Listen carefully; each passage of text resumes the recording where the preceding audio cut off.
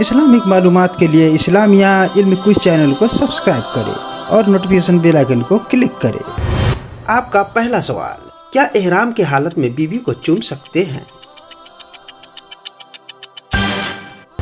जवाब है नहीं।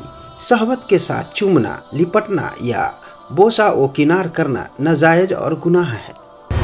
आपका अगला सवाल, क्या हैज वाली औरत सई यानी सफा मरवा कर सकती है?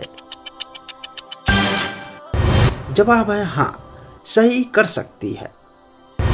आपका अगला सवाल, क्या एहराम की हालत में बीवी का हाथ पकड़ सकते हैं? जवाब है अगर शहवत न हो तो मकरूह है और अगर शहवत हो तो यह अमल हराम हो जाता है। आपका अगला सवाल, क्या एहराम की हालत में औरत मेकअप कर सकती है? जवाब है नहीं, सजावट की नीयत से मेकअप करना मना है। आपका अगला सवाल, एहराम की हालत में हैज आ जाए तो क्या उम्रा या हज फासिद हो जाता है? जवाब है नहीं, हज या उम्रा फासिद नहीं होता। आपका अगला सवाल, क्या एहराम की हालत में फहश या गंदी बातें कर सकते हैं? जवाब है नहीं, कुरान पाक में एहराम के दौरान फहश बातों से सख्ती से मना किया गया है। आपका अगला सवाल, क्या औरत अगर एहराम में हो और उसे हैज आ जाए तो एहराम टूट जाता है? जवाब है नहीं, एहराम नहीं टूटता, हैज आने से एहराम बाकी रहता है। दोस्तों, इस्लामिक मालूमात के लिए वीडियो को लाइक और चैनल को सब्सक्राइब जरूर करें। आपका अगला सवाल, क्या एहराम की हालत में बाल काट सकते हैं? जवाब है नहीं, एक बाल काटना भी जुर्म है और इस पर दम वाजिब हो सकता है। आपका अगला सवाल, क्या एहराम की हालत में नाखून काट सकते हैं? जवाब है नाजायज है, जानबूझकर काटने पर कफारा देना पड़ेगा। आपका अगला सवाल, एहराम में इत्र या खुशबू लगाना कैसा है? जवाब है हराम है, जानबूझकर लगाने पर दम वाजिब। आपका अगला सवाल, एहराम में शीशा यानी आईना देखना कैसा है? जवाब है जायज है, कोई हरज नहीं। आपका अगला सवाल, एहराम में साबुन से नहाना कैसा है? जवाब है बिना खुशबू वाला साबुन हो तो जायज है। आपका अगला सवाल, एहराम में सिर ढकना कैसा है मर्द के लिए? जवाब है नाजायज है, दम लगेगा। आपका अगला सवाल, एहराम में सिला हुआ कपड़ा पहनना कैसा है? जवाब मर्द के लिए हराम और औरत के लिए जायज है। आपका अगला सवाल, एहराम में जूते पहनना कैसा है?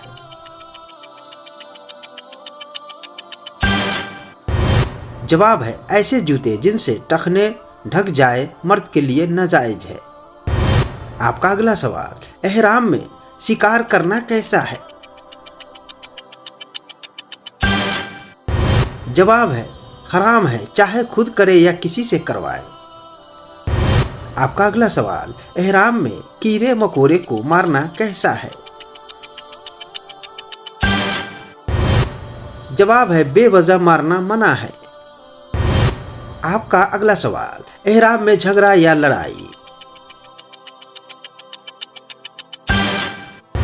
जवाब है सख्त मना है, सवाब जाया हो जाता है। आपका अगला सवाल, एहराम में मोबाइल इस्तेमाल करना? जवाब है जायज है, बशर्ते गुनाह का काम ना हो। आपका अगला सवाल, एहराम में तस्बीह और दुआ पढ़ना?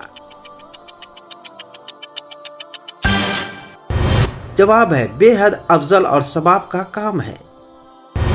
आपका अगला सवाल, एहराम में बीवी से आम बातचीत?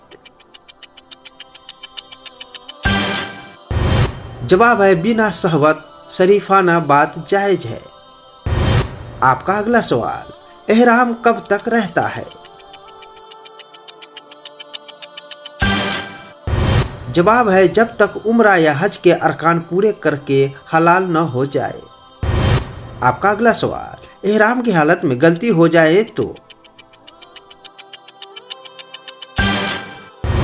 जवाब है फौरन तौबा करे और उलमा से कफारे का हुक्म पूछे। आपका अगला सवाल, क्या एहराम की हालत में हम बिस्तरी करना जायज है? जवाब है नहीं, एहराम की हालत में हम बिस्तरी करना सख्त हराम है। अगर यह अमल हज या उम्रा के दौरान हो जाए तो हज या उम्रा फासिद हो सकता है और दम यानी कुर्बानी वाजिब हो जाती है। आपका अगला सवाल, हैज वाली औरत एहराम में क्या क्या काम कर सकती है? जवाब है दुआ करना, जिक्र करना, तलबिया पढ़ना, अराफात में वकूफ करना। आपका अगला सवाल, हैज की हालत में तवाफ कर सकती है? जवाब है नहीं, तवाफ के लिए पाकी जरूरी है। आपका अगला सवाल, हैज की हालत में मस्जिद हराम में दाखिल हो सकती है? जवाब है नहीं, मस्जिद में दाखिल होना जायज नहीं। आपका अगला सवाल, क्या एहराम में हैज आने पर कपड़े बदल सकती है? जवाब है हाँ, एहराम के कपड़े बदल सकती है।